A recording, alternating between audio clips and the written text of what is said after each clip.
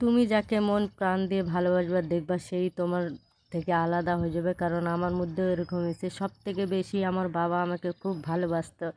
এই জন্যে বলে মানে মেয়েদের হিরো বাবারাই হয়, কিন্তু আমার বাবাকে ভগবান এতই ভালোবাসছে যে তার কাছে তাড়াতাড়ি নিয়ে নিছে। আমার বাবা 60 বছর না হতে বাবা ওটা মারা গেল। তো কিচ্ছু করার না, আমার বাবার পুরো 8 মাস হয়ে গেল যাওয়ার।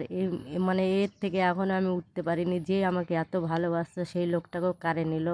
অন্য কারে নিছে ঠিক আছে, আমি তারপরে গান আমার মাকে আমি ভালোবাসতে শিখলাম। সে মা তো দূরে দূরে থাকে জানি আমি। আমার মা হয়তো তাদের মতন আমি দেখতে হয়নি, 2 সন্তানের মতন আমি আমার বাবার মতন দেখতে হয়েছি। আমার বাবা ঠিক আমার মতন ছিল, লম্বা চড়া কালো। যেরকম আমি কালো সেরকম আমার বাবা ছিল। এটা তো আমার দোষ না, ভগবান তো আমাকে যেরকম বানাইছে সেরকমই থাকবো। ওর ছেলেবেলা হিরোর মতন দেখতে, হিরো হিরো, আর আমি ওরকম দেখতে না। তো আজকে আমি কী কী রান্না করছি, এটার কিন্তু বড়া আর সোয়াবিন আলুর তরকারি ওইদিকে করেছি। কারণ এদিকে কাজকামও করেছি, রান্নাবাড়িও করেছি, আর আমার এত পরিমাণ সর্দি লেগেছে এই জন্য মনে হয় কালকে আমার গলাটা বসে গেছিলো।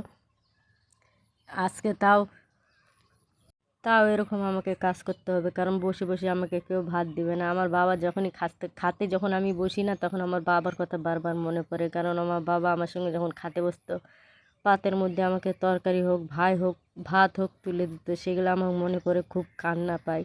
কিন্তু কাউকে কিছু বলি না। আমি যেরকম মানে থাকি আমি এখন, সেরকম আমি বুঝি যে আমি কিভাবে থাকি। তারপরে লাভ ম্যারেজ করে আমি বিয়ে করলাম। আমি পড়াশোনা আমি করিনি, একটুকু পড়াশোনা করিনি। আমি কোনো পড়াশোনাই আমি জানি না, বাংলা হোক ইংরাজি হোক, দূরের থাকলেও পড়াশোনা এগুলো চোখে দেখাইনি। কারণ আমার বাপ মা এতই গরিব ছিল যে ছোটোবেলার থেকে বাইরে নিয়ে গেছিলো, এর জন্য আমার পড়াশোনাটা হয়নি। আজ আমার বাবা মানে বাবা যে কাকে বলে ডাকবো সেটাও এখন থাকলো না, যে বাবা বলে ডাকবো সে অধিকারটা ভগবান নিয়ে নিল।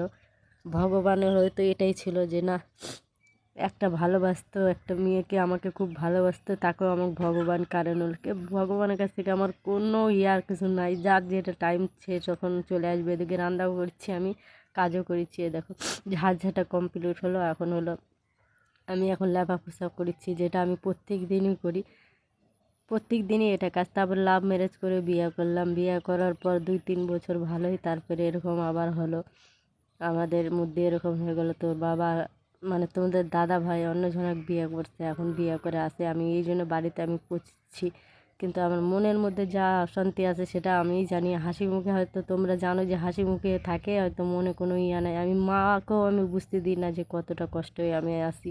আমার মা নিজেও আমাকে কষ্ট দেয় আমি জানি, তাও আমি বুঝতে দিই না। মা ভাই দাদা আমাকে সবাই কষ্ট দেয়, কিন্তু করার কিচ্ছু নাই বন্ধুরা।